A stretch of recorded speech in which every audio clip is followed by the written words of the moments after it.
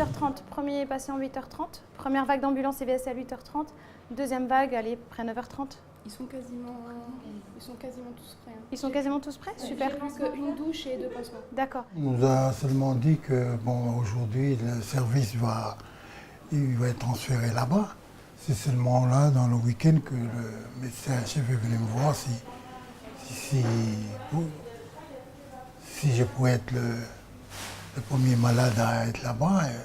Je lui dis pourquoi pas, hein, c'est pas... Voilà.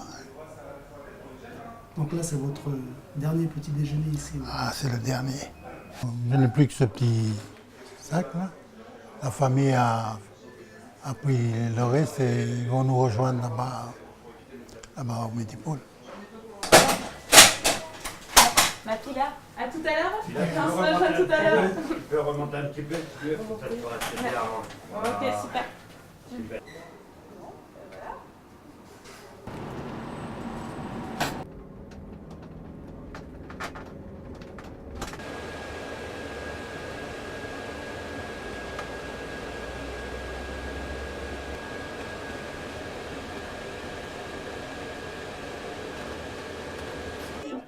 Allez.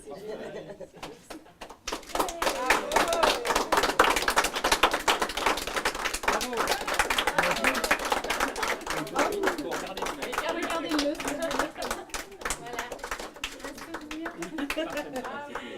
Vous pouvez garder. Vous allez regarder.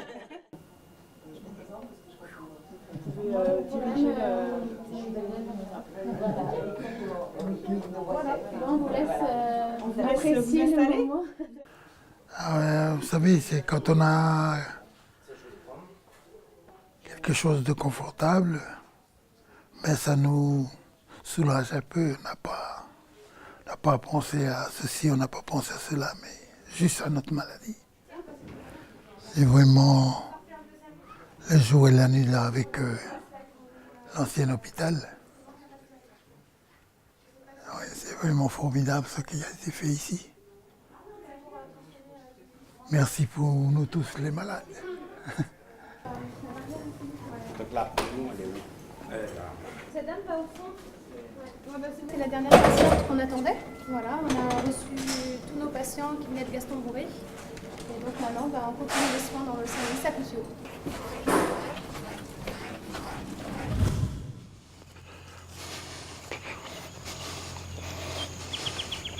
D'habitude, l'eau, elle vient juste au niveau de la première ligne. Mais là, elle a atteint les 6 premières lignes. En 30 ans de carrière au lycée de Doneva, c'est la première fois que Thomas voit l'eau monter aussi haut. La production de lime dans ce verger de 80 pieds, planté en 2010, est fortement ébranlée. L'eau a recouvert tous les petits billons et donc toute la boue s'est mise dedans.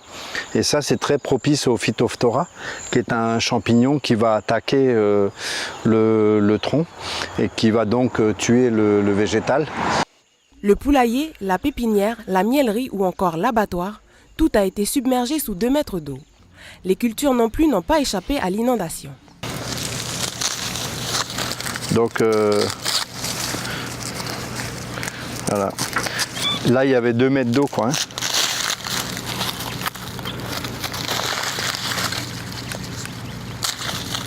Donc ça va être délicat parce que voilà, c'est tout mou et puis ça va germer, ça pourrit déjà. Voilà.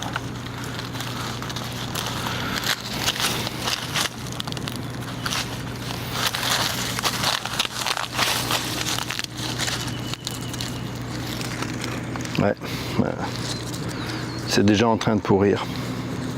Le champ d'igname lui aussi est complètement dévasté. On est des agriculteurs, hein, donc on sait que ça peut nous arriver. Donc on accepte ce que la nature nous donne. Et en même temps, c'est le moment de relever les manches et de travailler. Au total, 10 hectares ont été ravagés. Ils devraient être réhabilités avant la rentrée 2017. Les dégâts ne vont pas compromettre la rentrée prochaine. On s'active durant les vacances pour tout remettre en état, mais ça va faire des vacances très courtes. Au vu du désastre, le lycée agricole de Doneva a déclaré 100% de sinistre à la CAMA, Caisse d'assurance mutuelle agricole. Voilà la nouvelle, le nouveau appareil qu'ils m'ont envoyé là. Ben, comme je ne peux pas toujours habiter à la maison, j'habite chez ma fille maintenant, là, mais ce soir je vais me servir, je vais commencer à servir en attendant que ça se calme un peu pour rentrer à la maison.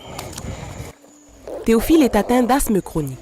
Depuis plus de 15 ans, il bénéficie d'un dispositif médical d'assistance respiratoire qu'il utilise à domicile. Il y a 2 semaines, cet homme avait perdu tous ses appareils dans l'inondation. Pour avoir de l'air frais toutes les nuits, il a dû dormir dans son garage. Grâce à sa prise en charge à 100% à la CAFAT, il a pu recevoir un appareil flambant neuf 4 jours après avoir déclaré son sinistre. Le dispensaire de Wailou m'a appelé pour me prévenir que l'appareil est arrivé chez eux pour venir récupérer. Et je suis venu récupérer le samedi matin l'appareil au dispensaire. Il n'y a pas de dépense parce que ils m'ont rien dit, ils m'ont juste dit qu'on vous envoie l'appareil puis c'est tout. Il n'y a pas de surplus quoi. Ça s'arrête là. Mais je ne sais pas, après s'ils vont m'envoyer une facture ou quelque chose comme ça, mais pour le moment non. Cédric aussi a perdu tous ses biens. Par contre, il ne peut pas se faire rembourser car sa maison n'est pas assurée. Non, on n'est pas assuré ici, parce que comme là ici c'est des zones inondables. Ça fait que là, je n'ai même pas pensé à faire les démarches pour l'assurance, comme je sais que là, c'est des zones inondables, et je sais que les assurances ne prennent pas les zones inondables. Enfin, d'après ce que j'avais entendu par rapport à les autres familles qui venaient pour demander l'assurance. La mairie de Wawilou compte aider les sinistrés en leur donnant des matériaux de reconstruction pour leurs habitations, à condition que les terrains soient situés en dehors des zones à risque. Ah, ça c'est... Allez, les pieds sont peut-être pas à fond. Pas assez enfoncé. La chef va vous le pousser, ne vous inquiétez pas. Daniel va effectuer son avant-dernière séance de radiothérapie. Il y a 2 mois, les médecins l'ont informé qu'il était atteint d'un cancer. Après avoir suivi des séances de chimiothérapie, des métastases se sont développées au niveau de la tête de Daniel. C'est pourquoi aujourd'hui, il doit suivre 10 séances de radiothérapie. Parfait, c'est parti. Ne bougez pas. Allez, à tout à l'heure. Donc là, du coup, tout est OK. Je lance le traitement, c'est prêt. Là, du coup, les rayons passent au niveau du patient. Là, on traite le crâne en entier pour ce patient-là. Tout ce qui est dans le bleu. La radiothérapie utilise des radiations pour détruire les cellules cancéreuses.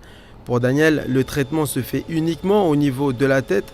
Celui-ci propose des séances de courte durée, 2 minutes en moyenne par jour, qui ne nécessitent pas en soi d'hospitalisation permanente. Le principe de la radiothérapie, c'est ça, c'est aller attaquer les tumeurs malades sur environ 6 semaines de traitement à raison d'1 jour par semaine, donc du lundi au vendredi. Le centre de radiothérapie de Nouvelle-Calédonie, c'est une alternative aux Evassan sur la France, l'Australie et la Polynésie française. À terme, c'est plus de 400 patients par an qui suivront un traitement à domicile. Ouais. Allez chef, ça va, bon Daniel. week-end. Allez, monsieur l'ouvrier, bon week-end. Merci vous aussi. À lundi. À lundi.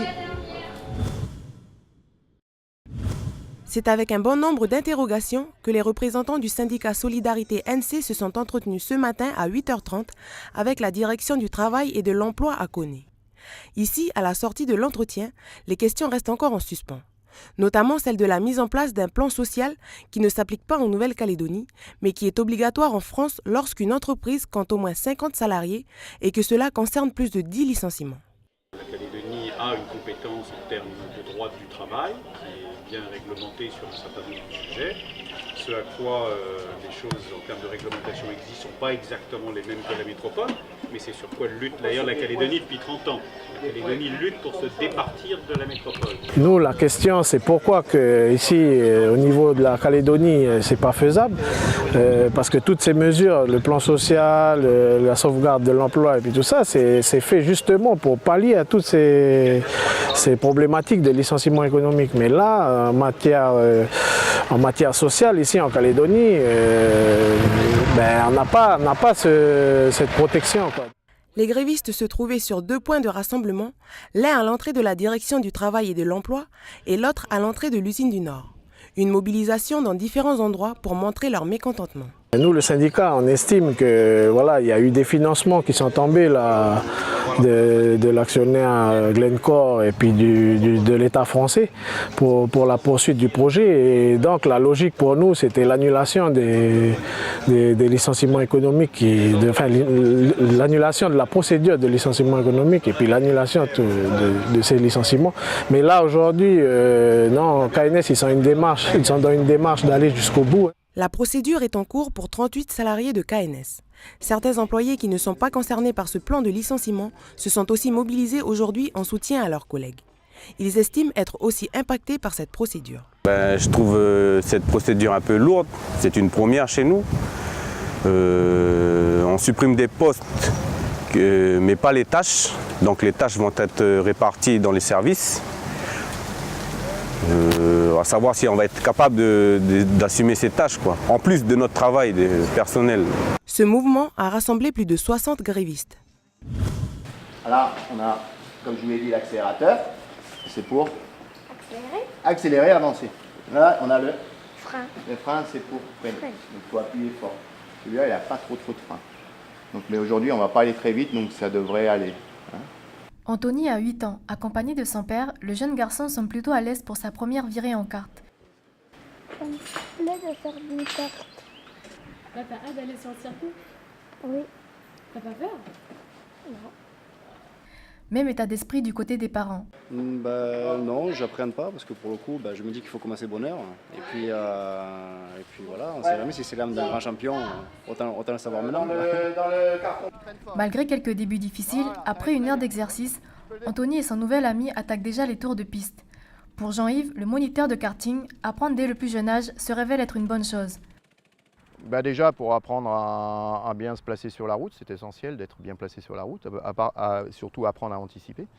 Combien d'accidents sont dus par un manque d'anticipation. Surtout si vous arrivez en face, si vous avez appris à anticiper, vous pouvez souvent éviter un problème ou ne pas l'aggraver. Aujourd'hui, la capacité d'accueil en karting pour les 6 à 11 ans est de maximum 8 élèves. L'école de karting prévoit également d'adapter des cartes pour les personnes handicapées. Allez go, on y va!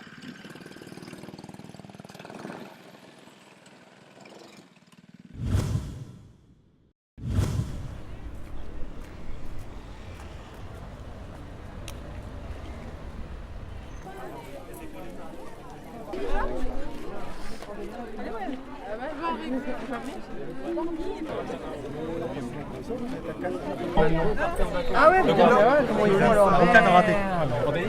Voilà. C'est vrai? Laurent. Moi j'ai eu. Faut pas déconner, bloc. Ça. Ça donne le stress au début, mais après quand tu vois ton prénom, c'est déjà ça. Moi j'ai eu mon bac, puis là je suis contente. Nous on n'a pas de... Pourquoi c'est quand? Et légère. C'est demain. Eux c'est demain. Sinon la plupart de ma classe ils ont eu aussi, je suis contente pour eux. Ça s'est très bien passé pour la plupart de nous tous. Ici il y en a qui veulent venir, c'est rendez-vous chez Mathieu à Yaouré.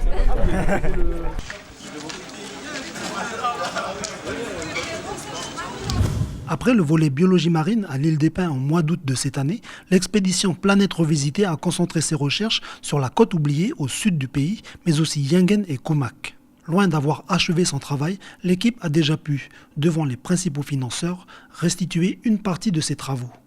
Des centaines d'espèces animales et végétales récoltées dans nos forêts et rivières, mais aussi dans des lieux jusque-là négligés par les recherches scientifiques. Il y a eu l'exploration du compartiment eau souterraine, bon, qui se révèle être un compartiment qui était entièrement inconnu, entièrement négligé.